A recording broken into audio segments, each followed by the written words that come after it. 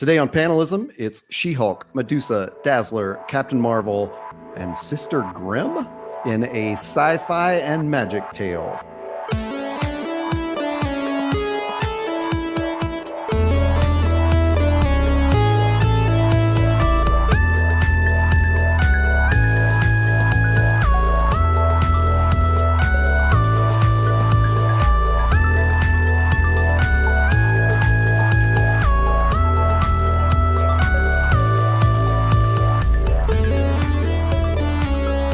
Welcome to Panelism, a podcast where we talk about the comics and graphic novels worth having on your shelf. I'm Todd A.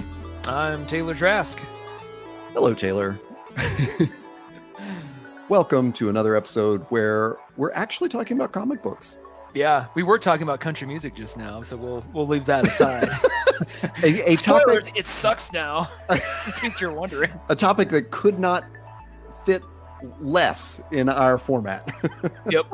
So we don't have to burden you, listener, with that discussion. We won't. Just know the words creative credibility came up quite a bit. So, which that can apply to comics. You know, one of the things we revel in on this show is saluting and honoring all the creators who absolutely go the extra mile and, you know, really try to deliver something new and fresh and interesting. So. Right. And it is, we are absolutely thrilled with the resurgence or surgence or whatever you want to call it of comics. Is it a resurgence? I mean, would you call it a resurgence? I don't think so. I think it's just surging. Yeah, I was going to say, it's, you know, I've heard that term used a couple times now deliberately, where there's like the resurgence of the comics industry. And I'm like, is that that can't be from a sales point of view, because I don't think the sales are any bigger than they were at any other time. I do think it's definitely from a diversity of content and points of view, like, and not even like it doesn't not diversity in terms of like culturally, but just like all kinds of different interesting stories. Yeah. Told and written creatively fertile right now. Yes, my God. So if anything, this is the golden age. This is like to comics what I would compare the golden age of TV, like during the Mad Men, Breaking Bad sort of, sliver of time. I think Game of Thrones it was a season or two in too. So like that was that, and it's still going on, but there was a really good period of TV before everybody decided to make TV, and comics, I just feel like is still in that right now. And part of that is, wow, what an interesting way to jump off that. Part of that is the distribution method. And I think we had that golden age of TV right before we went totally streaming. I remember those first couple of seasons of Game of Thrones where you could not just stream it from an app. Right. And you had to go pirate all that stuff. I hated pirating that shit in the middle of the night. Get your 3 gigabyte download going. That's right. God, I did that up until season 4. I think season 4, because then Amazon started selling them as episodes to buy the next Monday. Yeah. The same with Mad Men. Like the year I unsubscribed from cable, I did that thing where you could order the season in advance, and then every week you would just have episode, When did you cut the cord officially? I've always wondered this about you. 2011. Oh, so you're coming on 8 years. Yeah. It doesn't seem like a big deal to me. It's just I have like apartments where I don't have a big TV. I've never owned one, so yeah, but it's just that idea. I mean, I remember my first time, and mine was sort of largely by circumstance too. Like I was going to an apartment where there wasn't any Comcast. There was like a direct TV subscription and then like internet line. And I was like, well, shoot, I've been downloading a bunch of stuff. This is, Apple's or iTunes video store was still very new at the time. It was 2006, 2007. But I was like, I'm either pirating a lot, downloading a lot, or I'm just buying DVDs. I'm just trading for a lot of DVDs. So I'm just going to not have cable. And it was like, at the time, I remember just personally going, wow, will I survive in this new environment? And not only did I survive, I was like, oh God. And anytime I'm around it, I'll go home and like my parents will still have cable. I'm just like, what is this? Like, what is this? The show's just going on already. Like I have to... We have to be done with dinner by a certain time so that we can all sit down and like watch this in silence. Yeah. Those ancient days. Appointment video. I mean, I used to, good Lord, I used to be a disciple of appointment radio. It's like, oh, I can't leave the car until the song is over. I may never hear it again. Yeah, all right. Oh man, yeah. Those were the days. Yeah. Whereas in this amazing modern age, yesterday I thought, man, I really want to see Captain Marvel again. If I could download it right now, I would do that. And I woke up this morning with an alert from Google, Captain Marvel now available to buy, and purchased it in my bed. Surprised I didn't just purchase it for you and go, like, you wanted this. I'm so stupid. I never pre-order those things, and then I always buy it for $5 more on the day of release. Because when it's a pre-order, I'm like, nah, I'll see how I feel about it in 3 months, and then inevitably I'm like, yeah, I want to see it again. You really did like Captain Marvel that much? Oh yeah. Huh. Well, we'll see. Yeah. Because I only did see it once in the theater. I'm really wondering if that holds up in a different way for me on TV, like on a smaller screen in my living room versus the movie theater. I'm thinking it might. And maybe where you can break up that viewing. Yeah, but it had sort of a strange but related tangent. I was watching Gods of Egypt last night. It's free on the Roku channel. If you've got Roku and you're like, I want to see what that. God, go get Gods of Egypt. It is the starring vehicle for. Is it Nicholas Waldo? Nikolai, the guy who plays Jamie Lannister. Yeah. Came out like 2-3 years ago. It largely remembered for the controversy of all the gods of Egypt not being of any Middle Eastern or Egyptian descent. Yeah, all a bunch of crusty white guys, largely British. Yeah, go figure. What is that? Not accurate? Yeah, no, it's accurate. It's very accurate. Although, no, I mean to the actual gods of Egypt. Oh, I don't know. No, weren't they old crusty British men? Probably. I mean, like Jeffrey Rush is Ra, for God's sake. Like that.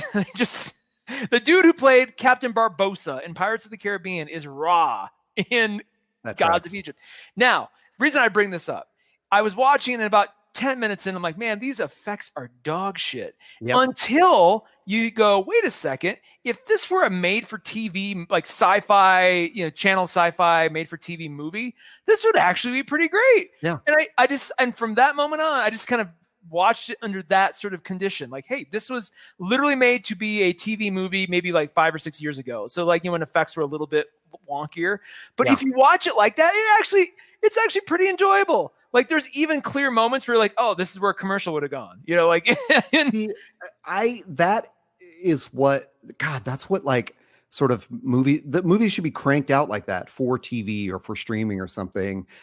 And movies like Sharknado should just die. Like Sharknado's, I mean, I would have shared your assessment if I had seen the graphics in Gods of Egypt. I would have said that's dog shit too. But when you see Sharknado, like that's literal dog shit. Yeah. I mean, those effects are awful. And to me, I can't get past how shitty it is.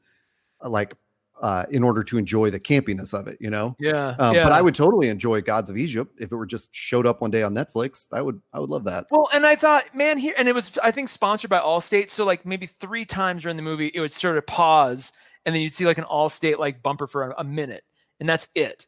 Oh, this is a Roku thing? Yeah. So it's kind of the perfect outlet for like movies like this. It's like, hey, the licensees or the studio will get paid, a bulk sum for Roku to basically, Roku brings in a sponsor partner. It's like, hey, you're sponsoring this movie, just you. So it's not like there's multiple commercials. Like one thing, Roku can host it for free. So it's like those kinds of movies actually could have a longer lifespan or a more renewed lifespan. All this to be said, I'm not comparing it in any way to Captain Marvel directly. I am just saying aspects of Captain Marvel felt like they were more suited for like, hey, this was made for Netflix, right? Or this was made for Disney Plus. It's like a Disney Plus movie. Just because it had sort of a smaller, less grand kind of feel to it than less operatic than some of the other Marvel movies I'd like. Ant-Man to some degree does that too, but Ant-Man's a very different kind of movie. Yeah. What about, I'm wondering if your feelings on Mortal Engines are exactly the same as those on Gods of Egypt. Would that have been more entertaining on TV? No, 100% no, because in Mortal Engines, the effects are amazing. The production, the production design, gorgeous. So much of it, you're like, God, what a beautiful movie. The story is utterly worthless. Like the story is so the characters are poorly, haphazardly introduced. You don't care. Just as you're sort of kind of caring about one, in comes another one, and like they treat it like it's, you know, this badass legendary character that you've been waiting for. I'm like, I don't even know who this is, and they just kind of like, and then that person dies, and then someone saves that person who becomes kind of important. And you're like, I don't know any of your names. I don't care. All I want to see is Hugo Weaving just doing whatever he's doing, and he's kind of the bad guy, kind of, and then more so. I can't believe we got that from the team that brought us 2.5 Hobbit movies we didn't want. Team but not director. Although I think the director was like the visual effects artist on like one of those Hobbit movies. So they're just like, hey, you be a director, kid. And he's like, okay. The story is so, someone said the books are a lot better, or the book is a lot better. So maybe it's just a poor adaptation, but even still, the trailer that movie first had, remember when that first trailer dropped? I'm like, holy crap. They're like, from Peter Jackson. And I'm like, oh, this is original and new and interesting. And oh my God, a city's eating another city. And then you just kind of built up in your head what it might be. And this fails to do any of that. Any story. It's like they have these amazing, it's like a rich parent who buys their bratty kid like the best toys. And that kid gets home and doesn't really know what to do with them. They play with them kind of once. And it's the lamest playing ever. You go to your friend's house, they're like, hey, we're gonna play with our GI Joes, all right? And then it's the worst storyline ever, and you're like, dude, you have these amazing things, what are you doing? Mortal Engines. Well, you said I should have picked up the thread when you were comparing things to Captain Marvel, but I did not. But Captain Marvel is part of the book that I'm talking about today. Good. Yes, we are talking about books still, aren't we? That's right. We talked about fantasy in our last episode, and then a few episodes ago was Avengers Endgame. It just feels like it's been, we did do Black Canary and we did Thanos Wins. You did Thanos Wins before Endgame. So it still feels like ages ago. I know. And then there was Shazam in between that. And then there was a Game of Thrones preview we ran one week and a summer movie preview. It's just, we're not like back on the comic book kick yet, but we will this summer. I think that's all we're doing, right? Yeah. Like we're just, maybe we'll do a roundup of movies at the end of the summer, but we have some really awesome books planned, and a lot of books that I've sort of teased or have been kind of sitting on for a little while. They're coming. Same. Big important stuff. Well, this is one that I have not talked about, but I was very happy to find it on Comixology Unlimited, and because it was always one that I wanted to read. And this is the 2015, 2016, maybe 2017 run of A-Force. And it is, wow, I was going to try to situate it in the universe, but I don't have any earthly idea what Marvel was doing at that moment. Well, it is an Avengers title. It is Avengers adjacent for sure. Yes. It is an all-female team. And let me just get to the specifics. This was, but I will talk about volumes 1 and 2. It was written, the first volume was written by G. Willow Wilson and Kelly Thompson. And then Kelly Thompson was the only writer credited on volume 2. The first volume was illustrated by Jorge Molina. And the second volume, the main arc in it was illustrated by Ben Caldwell, and then there's sort of this other arc that I'll get to. Published by Marvel, released in 2016. And why don't I hit you with the back cover? Yeah. A-Force Reassemble! ! Marvel's newest hero, Singularity, has risen from the ashes of Secret Wars and entered the all-new, all-different Marvel universe. But will her allies from Battleworld remember her when she tries to put the band back together? ? To combat the most fearsome threats from across the multiverse, Singularity summons She-Hulk, Captain Marvel, Dazzler, Medusa, and Nico Minoru to her side. They're a force to be reckoned with, but they'll have their work cut out combating the villainous antimatter! ! Can Earth's mightiest heroes defeat this new threat without destroying the mystery woman who claims to be their friend? ? So that. All right, I got a question right out of the gate. Well, I was going to say that what I was trying to figure out before, that's the perfect, that sets you in the context. That's where the Marvel Universe was at this moment. This is a book that came out between their remake or reboot or whatever the hell it was, renamed Secret Wars, and then their Civil War 2. So it's a book like sandwiched between two huge event books. Now, does that already come packaged with a lot of, oh God, like does this presuppose you have to know anything about Secret Wars or any of these splinter universes or anything like this? Can you come into this completely cold? Yes, you can, to volume 1. And there's a very confusing thing, like when you look at it on Amazon or Comixology, wherever you see that description, where it's like, this collects A-Force 1 through 5 plus Avengers number 0 and also Secret Tales of what, it's like one of those books where it's not just like a 1 through 5 or 1 through 6. It's like there's 2 other tie-ins that they've jammed into this volume. And honestly, the Avengers number 0 that they jam in there, it was totally confusing. And it happens at the end of the A-Force run. So it's like the A-Force run, I felt like, yeah, obviously there's some history here that we don't totally understand. I don't totally understand, but I don't need to understand it in order to enjoy the story. And then I read that, then it kind of falls off the rails because then that other issue comes later. And I'm like, wait, is this trying to explain what happened before this thing I already read? I don't really care about the prequel right now. So it's, just thinking about it right now, like what a difficult book to write, to sandwich it in between 2 big events. And incorporate these characters. Give me the roster again. Yeah. She-Hulk, Medusa, Dazzler, Captain Marvel, Nico Minoru, and then this new hero that came out of Secret Wars. Who's Nico Minoru? So her name is, her superhero secret name is Sister Grimm, and she's one of the Runaways. Okay. And this is the first time I ever read anything with her. Huh. All right. Yeah, and she's very cool. In fact, they're all very cool. I love the characterization of all of these people in this book. Like I think these characters are really well done, and they picked I wonder if the creators had their choice of like of whom to put into this team, but they picked 5 people who they're all like there's like good chemistry there in that they don't get along. She-Hulk is used to being an Avenger and being sort of a leader in that team, and Medusa is the leader of the Immortals. Isn't that right? Yeah, like that? Yeah. Or, no, Inhumans. Inhumans, that's right.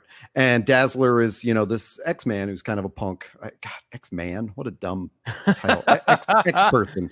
And Captain Marvel is, the boss of space. And then Sister Grimm or Nico is, like she's going through some shit. And she's that's actually a reference in the comic book. She calls. Oh, really? That. Oh, cool. Yeah. Yeah, there's just like there's a funny thing where, She-Hulk's like, I'm the boss of this team. And Medusa's like, how can you even say that? I'm a queen. And somebody turns to Captain Marvel and it's like, well, what's your title? And she says, well, I'm the boss of space. I don't care about this. That's so great. And it's anyway, there's just that, it's a forced camaraderie kind of book. Okay. So Singularity appears to the Alpha Flight space station.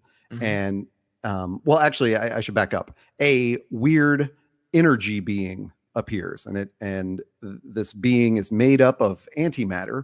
And in classic 1980s throwback fashion, they've named this bad guy Antimatter. It's like the Crisis on Infinite Earths where you have Monitor and Anti-Monitor. Yep. So this is Antimatter. So right when this being appears, this other weird being sort of teleports aboard the space station. And that is this, it appears to be like a little girl, not a little girl, but like a girl, not like a full grown woman, sort of made of stars. Like she's her own sort of universe that's shaped like a girl.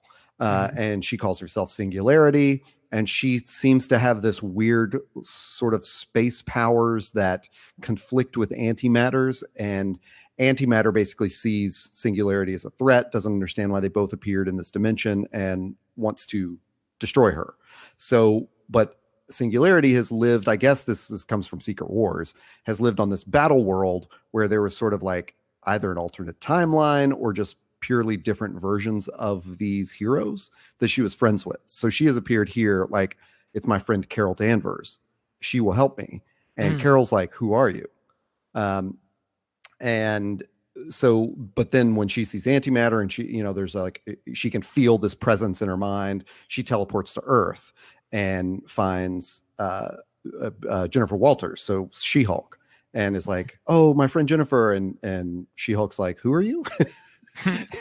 And then the big being teleports itself to New York City and starts, breaking buildings and stuff, and Medusa appears. And she's like, oh, it's my friend Medusa. Medusa doesn't recognize you, so she's slowly figuring that out.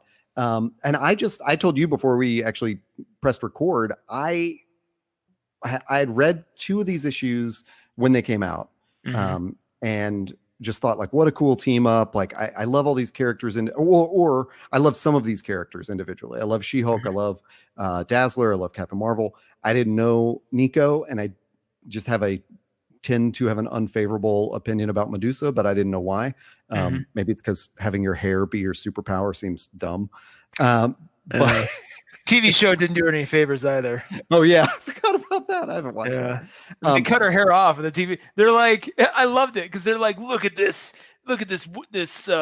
queen of the Inhumans. Her hair is her weapon, and then, I mean, no joke, at the end of the first episode, they're like, we're going to shave that hair off. And so they didn't, They never had to animate it ever again. Oh my God. It's like, oh, what a cop out. It was so ridiculous. I mean, just like from that moment on, you're like, all right, they're not taking this seriously at all. I totally got past it. There's like sort of like when she first appears in the fight and she's fighting a being made of antimatter by wrapping her hair around it. I was like, what the hell is going on here? But then I kind of, had this sort of throwback to like, oh man, this is kind of like those old Fantastic Four books, in New York City, this thing is like kicking over cars and stuff. And they have these weird powers and they have to sort of figure out how to team up and defeat this thing. And so anyway, what I had told you was I read these first 2 issues and it just didn't follow it. I guess I was picking up a lot of books. Also, after reading that back cover, I remember when this was the all new, all different Marvel. Like when they rebooted that was when they made this big push for inclusion and diversity and introduced Jane Foster as Thor and X-23 as Wolverine and several other. I'm sorry. Was Miles Morales part of that? I don't remember, but it was definitely like, I remember the women's push. Like they put women in charge of a whole bunch of books with women heroes. And I was following at the time, like a couple of those other books and just wasn't, it was like, I kind of had to make a choice and just didn't end up following A-Force. So so I get into it over the weekend and I'm just like, I just blazed through it. Like it was like one of those hidden gems you find on Netflix or something. And, thinking like, I'll just watch this while I eat dinner or something. And then you're just hooked and you watch the whole thing. And I was, then I sped through that so fast. I went into volume 2 and read that. And just the volume 1, I loved the crap out of it. Like I thought it was that in contrast to Black Canary that we talked about a couple episodes ago, this guided view was great, like really cinematic, did a really great job of like, here's a wide shot of space and then you tap and it would pull in on the, the focus on one character or something. I did have to tap out a couple of times to see the layout of the page, but nothing that bothered me. Like Black Canary, I had some moments, if you go back to that episode, where I was like, what am I seeing here? Why is this panel not related to the next panel? And this one was not like that at all. It was just full of action. It was full of like space action in that way of, I guess, where I just don't have to worry about superpowers, when it can be explained as like, it's a weird space science thing. I'm like, okay. And then, like I mentioned, I just thought the character interactions were gold. And now, does that change substantially in volume 2? So it's not so much that it changes. There's what happens is Civil War 2, which I've previously covered as it fucked up Mockingbird, Unstoppable Wasp. I can't remember what other titles. I know those are the 2 big ones where I read them digitally and they insert a fucking Civil War 2 story in the middle of it and it irritates the shit out of me. And, like on this one, I do remember noting that Kelly Thompson wrote the Civil War 2 line. Yeah. And I know that she did I would say from what I read, she did a good job of like inserting her storyline into the Civil War 2 story. But At that point, I just turned my brain off, and I'm just like flipping through the pages like, okay, get me to the end of Civil War II. And then it's like, there's a real abrupt change to this new arc. And I was like, what the hell is going on? And I'm flipping through that one and just did not care for half of volume 2. At the beginning of volume 2, like the first 2 or 3 issues are illustrated by a different illustrator named Ben Caldwell. And I freaking love volume 1's art. It is very superhero-y. And a lot of times when I talk about superhero books that I like, one of the things I like about them, like the Black Canary Kicking and Screaming, is it's not superhero-y. It's more rough around the edges and kind of indie comics looking. But this was like very superhero looking, but I just loved it. Like it was like glamorous superheroes, Yeah. And I thought it was well suited for the space aspect of it and all the sci-fi stuff. I think Ben Caldwell was really suited for the story he's telling. And I thought that story was pretty cool too, because it was still related to the first story. It was a very well done, like continuing arc. You could read volume 1, close it, put it away, and not worry about volume 2. But you can also pick up volume 2, and the first 3 issues tell a story related to that one, where you're like, oh, cool. That's a neat little fallout that happened from that thing. Which is actually how Unstoppable Wasp goes when you get to volume 2. But after those 3 issues, in Ben Caldwell style, it jumps style again for the Civil War II stuff, and then the next arc. And that's what I just found like, oh man, there's just no continuity of like vision in those, and that is where these big 2 books really, really suffer. Like, if you, and I think it's specifically a Marvel thing, because I went back and looked at the notes that I made on Black Canary Kicking and Screaming, and I, reminded myself that I had said something like, this was Annie Wu's book, but I still loved Pia Guerra's art, like on the few issues where she stepped in, and it felt more like, I bet there's a scheduling conflict and Annie couldn't make it. So they subbed in someone that, they all approved of and liked, and it kept the continuity up. This one's like, it just throws you out of the story. And this has got to be a Marvel packaging deal. They don't want to just package 5 issues and give you a complete arc. They want to give you 6 or 7 issues. That's great. Thanks. This is why 2 issues are garbage. Who cares? Yeah. This is why I hate the third arc or the third sort of season of Wicked and Divine, because it was exactly that. Yes. It went from a very specific artist team. Oh yeah. And then that group took a break, and they brought in like 5 guest artists, one for each issue of that third arc. And 1 or 2 are pretty brilliant.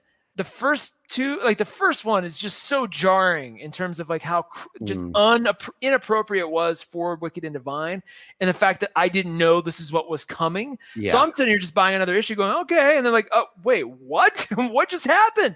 And then and again, that whole arc just feels completely disconnected, unnecessary, and you're like, what? This, you've got volumes 1 and 2, which are brilliant. I fell in love with them exactly the same way. Like I grabbed volume 1, I'm like, I'm through with this thing in a night. I love it. So I really do relate. Now, are you saying volume 2 is it like not worth having on your shelf, or is it a necessary part of a series? I would say if the way I summed it up, I made a note on this actually, was, buy volume 1. Great. It's awesome. Looks great. Borrow volume 2. Got it. Or hunt down those 3 issues. Yeah. And read Ben Caldwell's the issues that he drew, and you don't need the rest. I like this framing: buy or borrow. But having said that, even in volume 1, there's the problem of that weird prequel that they jam at the end, and there's this totally weird, and I don't understand if the women creators at the helm of this book had any say in this, or if Marvel like thought it would be funny, or I just don't understand. But there's an Avengers story from like the 70s or 80s jammed into it.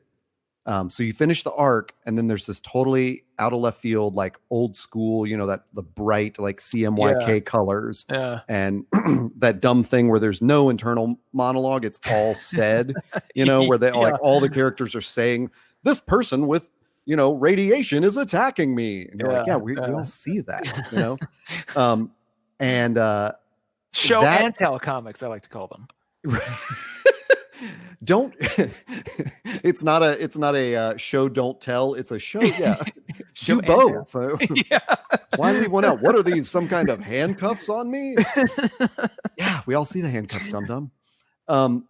So it's this tale, like it must be from the 70s, and it's a Halloween issue which you don't find out till the end, and it has to do with like Valkyrie appearing to the women of the who are associated with the Avengers but have never become official Avengers, like Black Widow and Wasp and Scarlet Witch. And so, yeah, it must have been 70s. And how she says, all these men have oppressed you. And, you know, here's my origin story. I was a scientist who was, you know, never, the men just saw me as their secretary, but I was a brilliant scientist. And then this accident in the lab transformed me into Valkyrie. And now we are going to form our own anti-Avengers called the Liberators. And so it's this like weird militant, like feminist, you know, group. And when she lays out her case against the Avengers, I was like, actually kind of on board with this. Yeah. But then it's like a switcheroo. It's she's actually an evil person who has cast a spell on these women who have all fallen for it. And I was like, get the fuck out of here. Like, what are you doing? This does not fit with the, you know, sort of strong female team of A-Force that we just finished reading. It sort of makes them look like fools, you know? Can I ask, is there a deliberate sort of, do they go out of the way to explain why this team is exclusively women, or is it just never spoken of and it's just, you just accept it and then the book accepts it? It doesn't try to justify it. It's not exactly justified. It's just laid out in exposition at the beginning where Valkyrie says, you know, she lists the grievances that the other characters should have with the Avengers, and states it like, we are going to go defeat the Avengers. And the Avengers are on this mission to protect someone in a freaking Halloween parade or something. And the confusing thing is, like, I think there's all these Marvel inside jokes there, because there's all these like random townspeople it'll introduce. Yeah. Let's hope either the movies or the TV show TV shows never get to that point where it's like, come on guys, there's a parade. There's just no, you know, so there's like another goofy 70s like switcheroo moment there where all the townspeople are dressed like villains because the actual Avengers are in their parade. I'm sorry, wait. So then guess what happens? Pause on that, because protecting somebody in a Halloween parade sounds like what the local, like that one kid in your town who like really wants to be a superhero but has no physical abilities, money, or like, but they kind of they still really pretend they're one, or they really want to be one. That's the kind of thing they'd come up with. Like, oh, this is my act of local heroism will be this, and then that's an Avengers. It is the most Barney Fife. Yes. Like a super, and for some reason, like I think all too common in the 70s, you know, like let's just have a goofy issue where, you know, anyway, whatever, that's off track. So it's difficult for me, even although I said buy volume 1, I do think that first arc is amazing, but it just, you know, I don't know if you might want to pick it up and check out the last 2 issues included in that arc, and then, you know, decide whether or not to actually buy or borrow. But I definitely think this book should be supported in whatever way it can. Of course, it was canceled, just like so many of those all new, all different Marvel titles, you know, or the men just came back in and took over, or whatever it was. You know, the unworthy became worthy again, etc. But so you don't really get a good closure on the group. Another way in which I just think creator-owned titles that are on indie comics are just so much better. You know, like I think those creators are so much more inclined to say, you know what, let's just wrap this up in a satisfying way and end the book, rather than limp along with new creators or you know, switch somebody out or whatever. You'd think that with all the active data and even just sort of, you know, passive data you get from being just a consumer about Image, about Boom, about some of these, you know, these amazing indie titles that are selling very well. Dark Horse, you know, of course, Dark Horse is even worse because that is a subsidiary of a big 2. Yeah. And you think they'd figure out like, oh, like we should maybe start to run these big two properties the same way. Yeah. And to some extent, you get it with the Batman elsewhere books. All of the DC elsewhere stuff usually functions correctly. It's like they all work like indie picks or indie series. I don't know if this still rings true, but I always, I've mentioned this on other episodes. I can't help but think about this comment I heard many years ago, which was that, Marvel is obsessed with continuity, which makes it like a fan's paradise because everything will always like somehow fit into continuity. I mean, it'll be retconned like crazy, but they'll make it fit. Whereas DC is not as concerned with continuity, which makes it like a creator's paradise. Like if you come in and pitch a White Knight to them, they may take you up on it and just run it. Which is so funny because the movie universes mirror that, right? Yep. Oh, totally.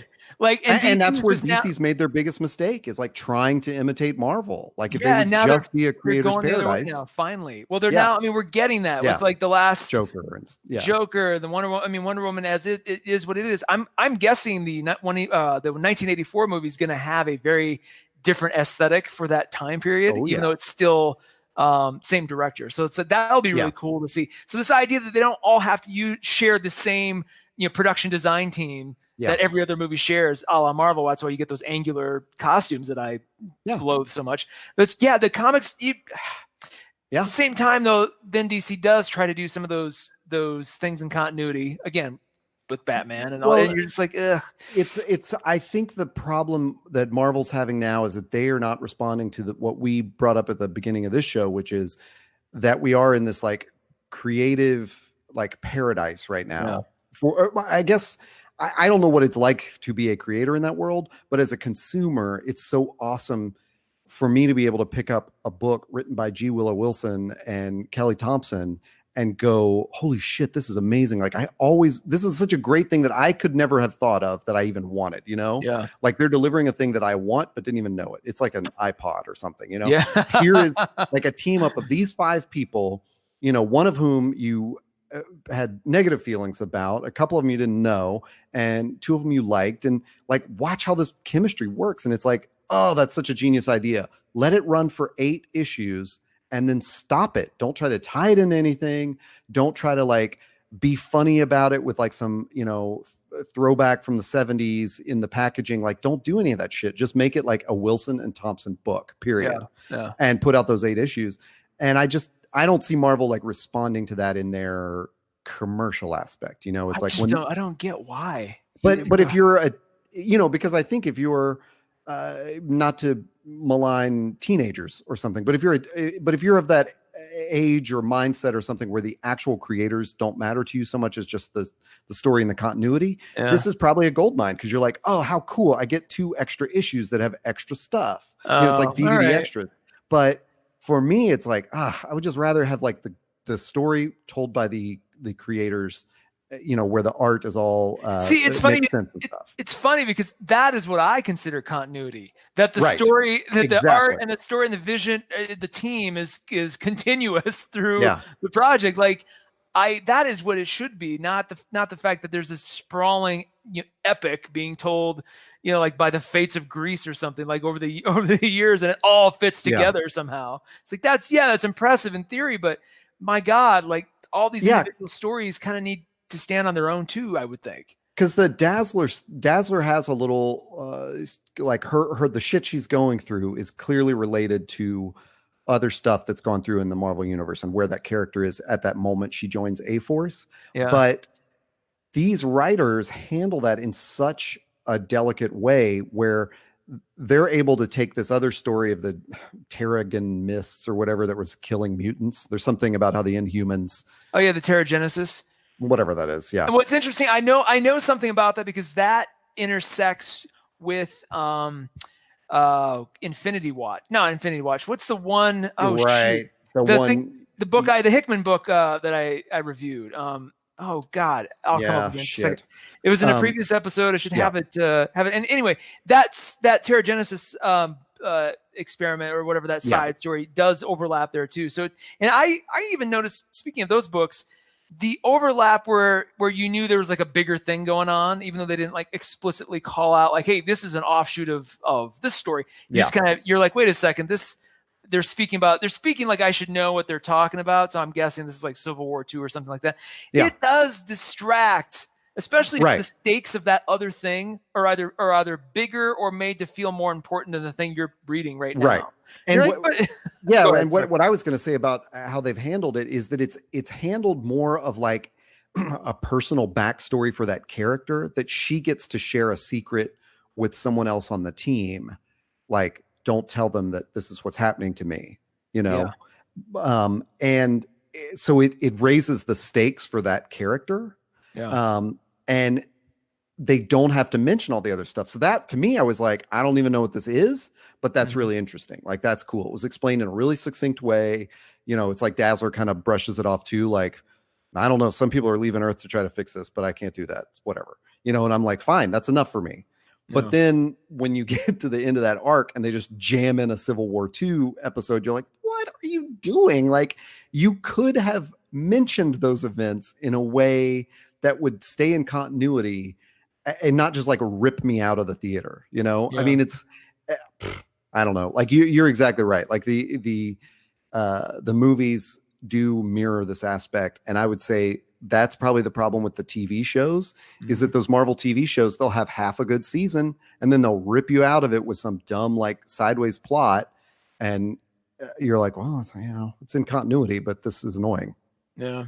I still have not found it. I think it's the New Avengers / something. I forget what the extension is, but yeah, just look up like Hickman Avengers Illuminati on our specific podcast. Yes, on our podcast. We'll come back to that. Well, it's not the Galactus one that you talked about. No, that's a different one. My God, this is ridiculous. While I keep looking, are you any other final thoughts? Any, like, if you like this, you will also like kinds of comments. Yeah, I'm afraid we ended on too much negativity from me, but I mean, I just loved the main thrust of this story. Like, it's full of action. It's really fun to see these women. It's female focused in this great way, where it's not as deliberately like feminist as Mockingbird. Like, Mockingbird sort of twists a lot of sexist tropes on their head. You know, we talked about like how there's like the beefcake character, you know, instead of the cheesecake character and stuff like that. And this doesn't do that. It just shows like, hey, here's a two women writers. Here's an all-female team, and then they're like the side characters that they interact with are largely women, like on the Alpha Flight space station, and there's a scientist who assists them. And so all these women get like their great moments and stuff. Even Nico has like a sister who's getting married, and Nico's been, you know, like sort of ostracized from the family, and she's been invited to the wedding. And so she, you know, it's like there's all these great sister moments without it being like a real statement piece, I guess, in that way. It's like it's a statement piece just by doing its thing. And that's also what makes that stupid 1970s issue so jarring in the middle of it, is like, Jesus Christ, now you're kind of ruined the whole thing. But I really recommend that. And as short as it is in volume 2, that Caldwell arc, like the art that he did, I think is so awesome. And it's really fun, and it's a weird little story that has like a bunch of magic in it as well as all the superhero stuff. And so I loved that too, that the first one was like a sci-fi story and then it gets twisted into this magic story. And man, I loved all that. I would say recommend it if you liked the current run of Domino or the run of Mockingbird that I talked about, or the Unstoppable Wasp, which I think is back, but we talked about the 2015-2016 run on that. I think I think that was more recent. It was like 2017. It was only 8 issues, but those books for sure. Like, if you liked those, pick this up. I love it. That's A-Force. The first volume is called Hyper Time, and the second one is called Rage Against the Dying of the Light. Excellent. Yeah. Woo. Where can people find this podcast if they want to look up all those episodes where we talk about these other things? I'm still looking, but you can look anywhere you find podcasts. Search for Panelism, subscribe, share, tell your friends, tell us what you thought in the comments. or the reviews helps us get the word out and helps the show succeed. You can also find us on Instagram. We are panelism.inc. That's panelism.ink. And that is actually also our URL, panelism.inc. It is a domain extension. So yeah, not .inc.com, just .inc. And Taylor has been trying to come up with the title, New Avengers, Everything Dies. There we go. Everything dies because it does. You talked about it in episode number 65 of this podcast, in which I talked about I Hate Fairyland Volume 2. Oh my God. That's right. Weird Scotty Young tangent. Did you see his, so he's a writer, artist on I Hate Fairyland. Did you see his Instagram post this week where there is a Marvel art of Scotty Young, like a huge commemorative book coming out? What? No. Yeah. It looks so awesome. We have got to get on that, and we've got to review his take on Oz. Maybe bring in our friend Drew on that. Oh man, I mean, talk about an artist that just like his style is so distinct. Yeah, you know, we love him. It's Will Eisner-esque in that respect. That you're like, oh, there's no mistaking. Like you'll see it anywhere. Like that's a Scotty Young variant. You'll just know it. But for that to be on Marvel that's some of those characters will look great. I can't wait. Yeah. God, well, right. I can't wait till the next time we talk about some comics. You've previewed a couple that you've got in the hopper for me, and I can't wait to talk about those with you. So until that time, we're out of here.